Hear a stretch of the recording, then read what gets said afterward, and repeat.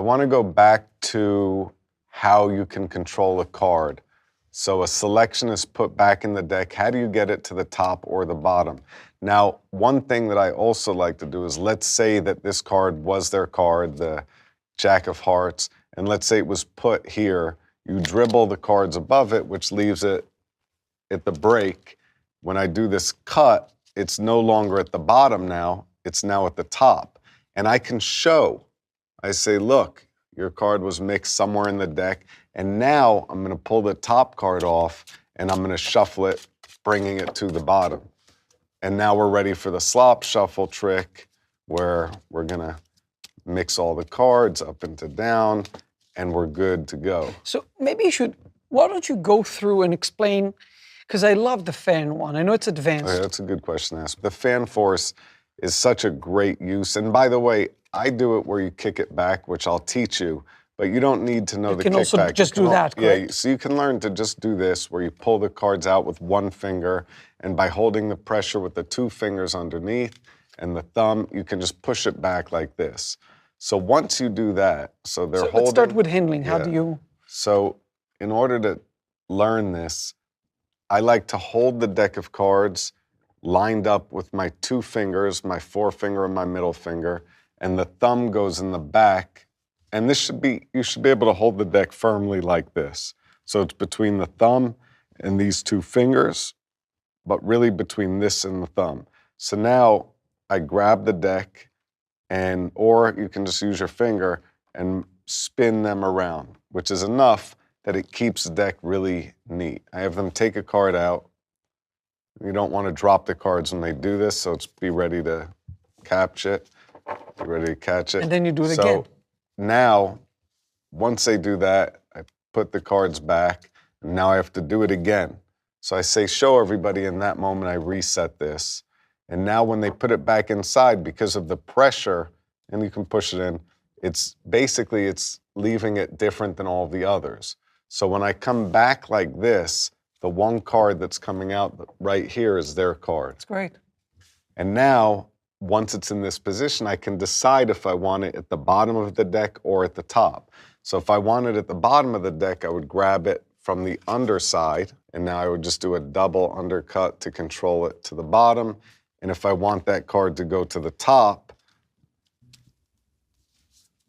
I leave it just like this, and now I would push down with my thumb, so it's now on the bottom half, and I do the same double undercut, and now it's at the top.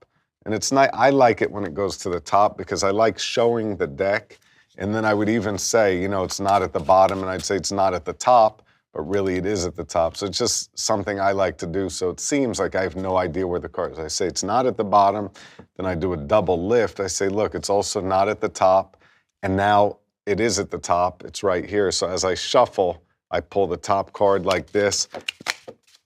And that, by the way, when cards drop, I say cards are falling all over the place. There's no way I could know what or where your card is. Mixed. And when they drop the cards, I say, now if it's still in my possession, the cards are really mixed up. There's no way I can know anything about the deck. So I use that to my advantage. And of course, I drop cards sometimes. It happens. So when it does, I play into it. And if the whole trick is messed up, I say, look, I want this to be as fair as possible. We're going to start this in the beginning.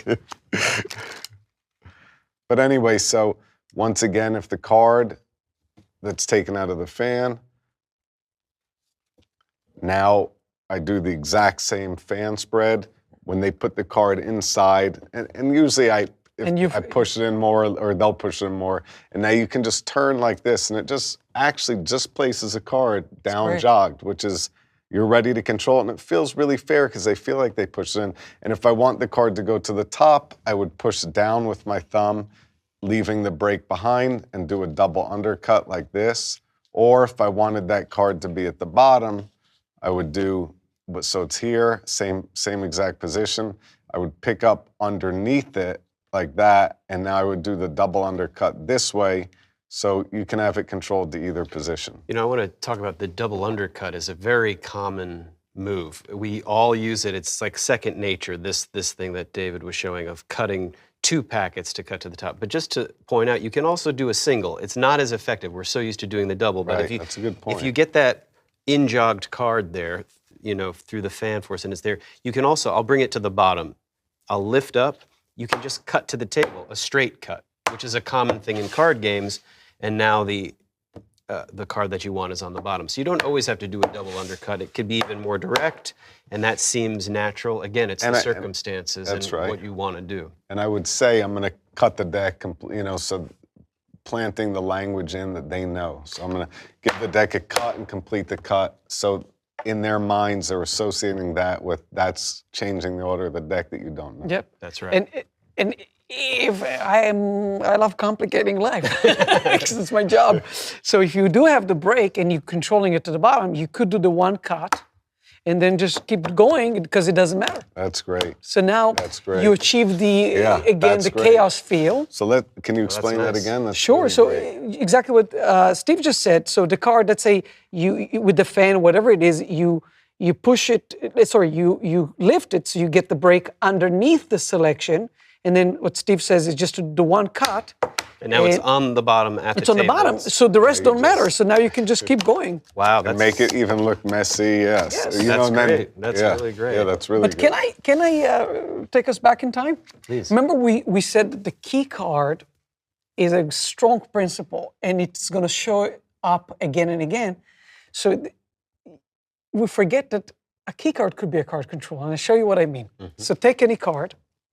Show it to everybody. Yeah. Stop anywhere you want. Stop. And put it there. Yep. And no breaks, nothing. I just know the card above it. So now I can say, so remember, now I'm looking for my key card, and I know where it is. And now I can just either, if I want it to the top, I can just break there and say, look, you could have chosen any one of these and keep it just on top. That's a card control. Yeah. But because they think you don't know their card, you could do that after. Yeah. That reminds me of another key card type control where you have, here, pick a card. You got it, show it to everybody. Great, place it back in the deck. Okay, so it's somewhere in the deck. I don't know where it is. Now I'm gonna spread through the cards. Oops, sorry, I need them all. So I'm gonna spread through the cards. All the cards are different. And as if by magic, your card comes to the top. What? That is actually really good. So that was... but that one's really good because of the psychology of you messed up. Right, so the mistake that I made where I said, whoops, with the card turned over, was actually the technique in action. So the way that this effect works, or this method works, is beforehand, secretly, I reversed the bottom card of the deck. Now this you can do beforehand when nobody's looking, or even here sitting at the table. I could just drop my hands below the table and turn over the bottom card. That's probably the simplest way to do it. What if they're standing up? How could they do that? I think the simplest way is to prepare it ahead of time before you're about to do something. Or technically, if you're standing, you could push one card off the bottom and use your leg to turn it over. So that's we can explain in detail, but I think that's a really good way to flip the cards secretly while standing, and your way at the table is great. The point is, they shouldn't see you set that card reversed on the bottom of the deck and then have a card selected. And that while they're looking at it, I do what's called a swing cut, where you're cutting the top half of the deck into your hand. So now I know that the bottom card, my reversed card, is there. They place the card back, and then that's acting as the key card. I can cleanly drop it right on top, square up the cards. And then this is the little bit of acting. I say, okay, somewhere in the deck is your card. Oops.